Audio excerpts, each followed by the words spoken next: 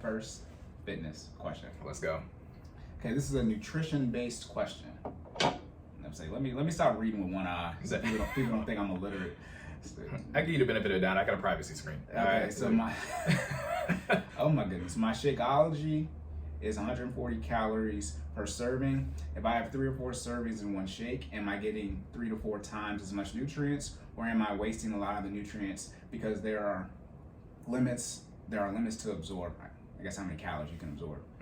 Basically, is it better to have 3 to 4 shakes throughout the day, or have several servings at once after I do some exercising? Thank you, listener, for your question. That's first of all, it's a great question. All right, because this made me really like lock in to figure this out, right?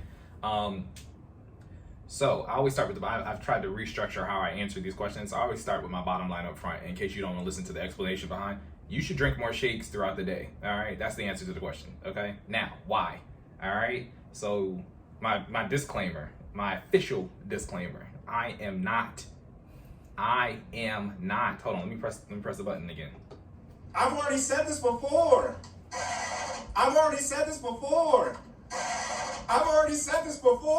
I am not a certified nutritionist coach, okay? I am a certified professional trainer. There is a difference, okay? That being said, this could be completely wrong. I hope it's not. All right, I've done thorough research to try to get you the best answer possible, but let's get into it, all right? So that's my disclaimer.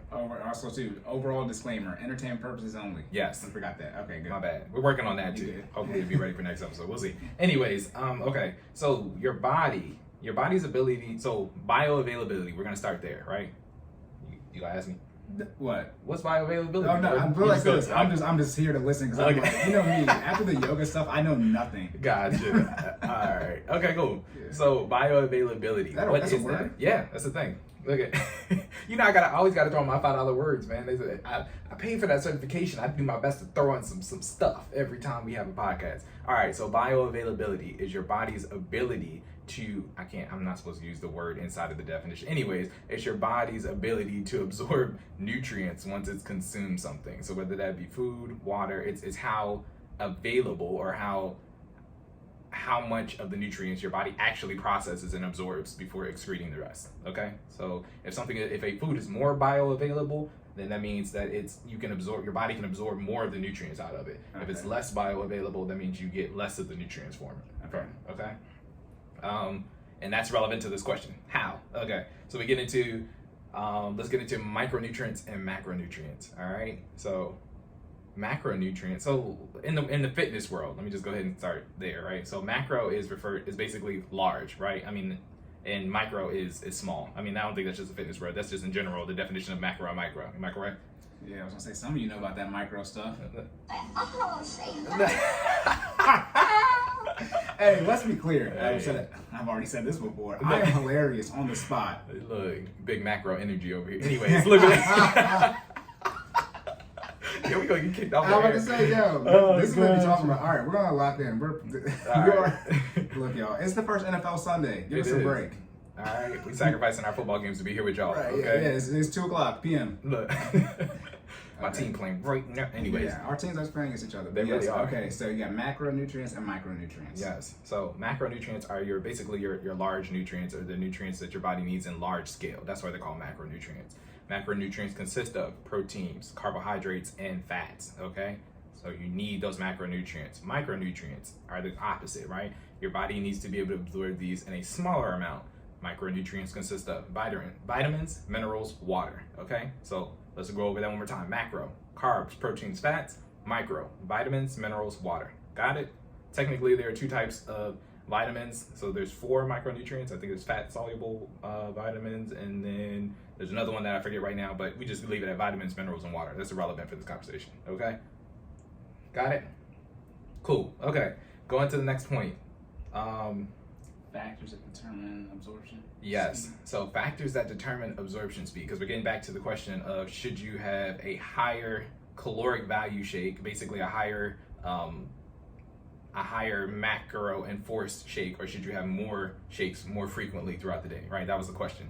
And the answer to that is affected by your body's ability to absorb nutrients, the bioavailability of these shakes, right?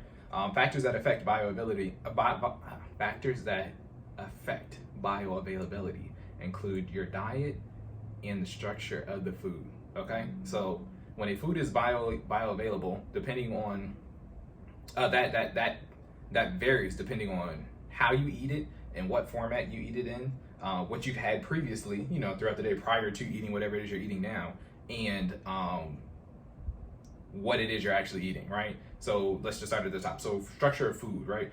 For meats are technically more bioavailable than plants, right? Plants cellular. If you get into where bioavailability comes from, cellular structure determines whether something can be broken down faster or not, right? Plants have a more rigid, we learned about this in biology, plants have a more rigid cellular structure, okay? So because the cellular structure of a plant is more rigid, anything that's green or, basically the plant-like grown out of the ground has is less bioavailable in terms of absorbing the nutrients within those things than things like meat, fish, or basically like simple, what am I trying to say? Simple foods. So an example of a simple food is like honey, right? Honey is in a base form. Your body can absorb that immediately because it's less to break down. So structure of the food matters. So if you want to eat something that's more bioavailable, that's why protein is encouraged all the time, because protein shake. Exactly. Yeah, because liquid is the best thing your body processes. Yeah, and then on top of that, protein is usually, it's not necessarily, you're not drinking a blended, piece of meat, but it's the same it's the same macronutrients you would have gotten out of like a piece of chicken or a piece of fish, right? Protein, again, you got to kind of separate what's in the food from the actual food itself, right? So we're not talking about chicken, we're talking about protein. Protein is in chicken, protein is in fish, protein is in meat. You see what I'm saying? Right. So protein is also in protein shakes, you know what I mean? So they're literally just taking the actual macronutrient and putting it in a shake. Therefore, a protein shake is more bioavailable than plants and things of that nature. Not saying that you don't need things that are less bioavailable, because they have your micronutrients in it, your vitamins, your minerals, and water, because plant cells hold more water than meat cells do. Or the non-plant, let me not say meat cells, the non-plant cells do. But yeah, so that's one of the factors that determine how fast the food is absorbed by your body. Second factor, your life stage / your age, okay? What does that mean? So as we get older, the gastric acid literally in our stomach ages with us. Your body's ability to produce that and the amount that is produced changes based on your age limit. That being said, kids are growing, right? When kids are growing, they have a higher metabolism. They produce a large amount of gastric acid. They break down foods faster because their bodies are constantly, producing more cells. They're growing, right? Their bones are literally expanding. Their muscles are getting bigger. They have a higher metabolism. The bioavailability to them is less relevant because of their age bracket. You see what I'm saying? They're constantly in a growing state anyway. As you get older, that changes. So I think officially, I wouldn't say officially, what science has semi-determined is that men stop growing at 21 and women stop growing at 23, right? So, or when I say stop growing, stop developing. Like after that, if you didn't know this, I'm sorry to burst your bubble, but there's a point at which your body officially stops growing or creating life, and then after that, you're basically just gradually decaying until you die. That's how life works. So that point has been, I know it's kind of depressing. That point for men, like I said, has been determined, I think, to be 21 years of age, and I think for women has been determined at 23 years of age. So at that point, if you haven't hit that growth spurt, let's be honest, you're probably not going to hit it by 21. All right, so fellas, if you ain't 6 feet by 21, I'm sorry. We're not discussing the 6 feet man. Look, I'm not 6 foot. That's what I'm talking about. It ain't. Hey. We talked about those statistics though. My bank account was 6 feet. Anyways. Oh my goodness. No, God! No, God, please, no! No! No! That gets me every time. All right, getting back to the topic. So life stage, why that's relevant, right? So the older you get, the harder it is for your body to break down foods regardless of its bioavailable state.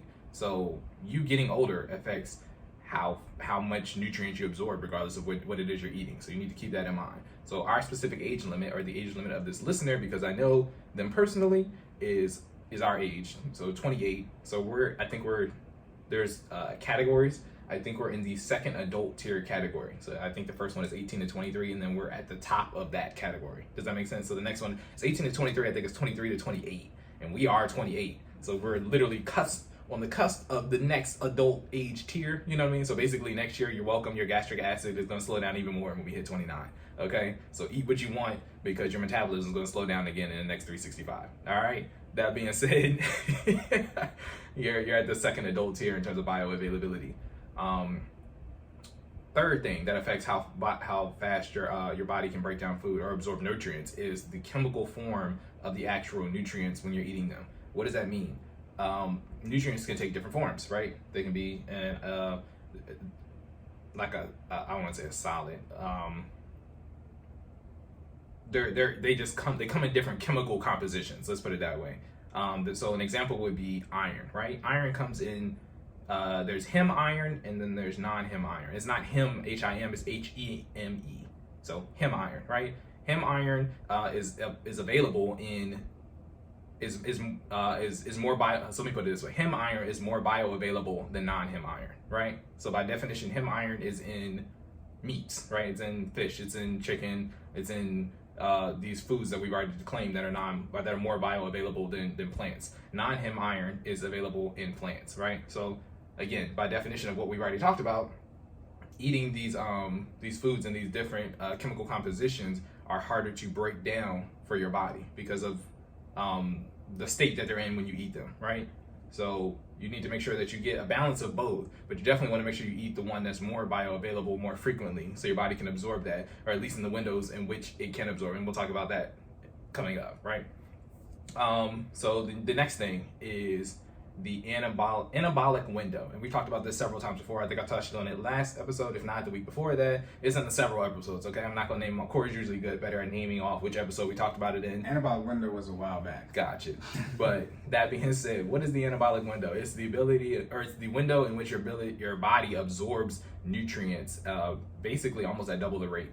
It usually occurs 20 minutes after a physical workout, usually involving some strength training, for a 30-minute period. So there's 20 minutes after you conclude your workout for a 30-minute window, and your body is in is at a heightened bioavailable state. See, we're using the words that we learned today. It's at a heightened bioavailable state, so allowing your body to absorb more macronutrients, more micronutrients for 30 minutes at a time. So you want to make sure that you are consuming your shakes within this anabolic window to make sure that you're maximizing the amount of nutrients that you're actually absorbing, and you're not just consuming it to be excreted later by your body.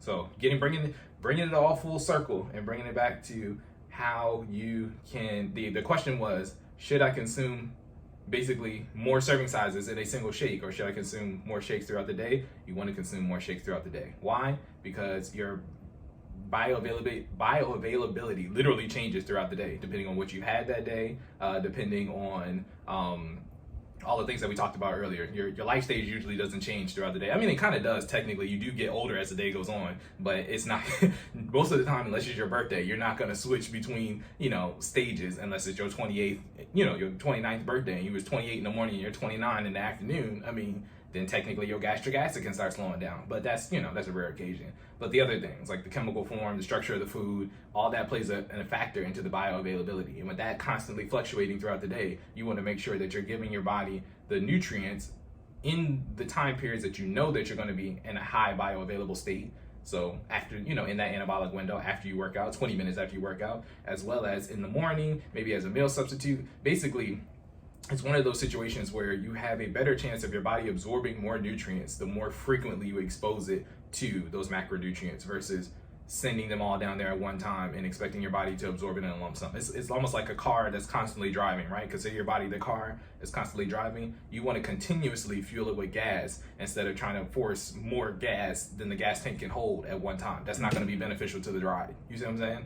You want to make sure the car is in constant motion and in tip-top shape. So you want to do feed your body or give your body these things that you need to do consistently throughout the day versus all in a lump sum, because it's not beneficial to the body to give it more than it can hold. Tracking? Yep. Back to consistency. Yes, sir. That's the gym, by the way. Consistency? That's a gym. No, Jay-Z. Damn. No. Jay-Z's gonna tell you at the dinner. So he said, Instead of taking the 500K, you're gonna meet with Jay-Z, and he's gonna tell you to be disciplined and stay consistent even when times get hard. Yes. You guys are welcome. It saved you $500. I don't know if y'all saw that. You're gonna take the loss. I gained you 500,000. It's either 500K or go to dinner with Jay-Z. Yeah. And he's gonna tell you to stay disciplined, consistent. Disciplined and consistent. Exactly. So and Cory just saved you some money. There we go. Take the 500K. Last couple things on this question, so we can transition. So how do we heighten also the absorption window during the heighten bioavailability during the anabolic window? So things that we do anyway that you probably weren't aware that actually heighten bioavailability. Bioavailability is breaking the food down to its base structure, which Cory already mentioned is liquid, right? Blending up your protein shakes, double blend that joint, triple blend it if you can. Not even just shakes, but even in meat in its minced form is easier for your body to break down than it is in large chunks, right? That's why they tell you to chew your food, right? Like there's some, so the things that we've been told our entire life, if you start doing the research and the science behind it, there is actually some truth to why people tell you you should chew. I think it's at least 32 times before you swallow a piece of meat. I think that's technically a recommendation. It's actually because it makes the meat more bioavailable, so you can break down the macronutrient inside, which is protein, and your body can absorb it quicker. It's not just because they don't want you to choke. I mean, that's an added benefit, right? But it's actually healthier for you to consume food literally in smaller portions, right? Maybe not smaller portion, but what am I trying to say? More a diced break it form. down more so it's small. I'm trying to make this joke. Chew your food so it's easier to swallow. I already knew. It was just hey, it's on the Fisher Price. It's the alley for the Fisher Price. Hey man. Now, some of y'all know exactly what I'm talking about. Look. I was gonna play 69, but that's them saying stupid. You see how my brain messed up? Yes. Y'all took science class. Y'all might have been paying attention to solid, liquid, gas. Okay, those are three forms that something can hold. Okay, and then the reason you have acid is so that it can break down those forms. Yes, and most of the time it breaks those forms down into what, and usually into a liquid. Yeah, most of the time. And some things it can't break down, like corn, and that's all. Never mind. So then we get into corn is a part of that. Those foods that I was naming that are that are low in bioavailability. Corn is one of those things. Your body, if you haven't noticed, after you've eaten corn comes out the same way. It comes out whole. It has zero bioavailability. There's no nutritional value to corn, right? What does that mean? Your body takes it in and it passes it out. That's how that works. So you shouldn't be eating it? I mean, you can. I'm talking about from a beneficial, like it's a vegetable. I mean, right? So it's on the list of quote unquote good things to eat. If you technically want to get into it, it can help you pass other things, right? So from a fiber bowel perspective, okay, right? It's like what is that called? What's the stuff that makes you use the bathroom easier? Fiber. Yeah, it's like that. It's literally almost like a cleanser, right? So let's say you were having trouble passing, you could. Basically, literally how that works is the corn passes through your system, things stick to the corn, and it comes out with the corn. Yeah. Okay, cool. Like a jalapeno. If you backed up, go ahead and eat your jalapeno. You gonna be cleaned out. It might hurt, but you gonna be cleaned out. I promise you. So it's like in itself has no nutritional value, but it will clean out. It serves a process. Exactly. Okay. Yeah. So you can have it, but I still would have it, less frequently because other than that, it has no nutritional value. Yeah, right? no nutritional value. It's not a macro. It's not a micro. It's not micro technically.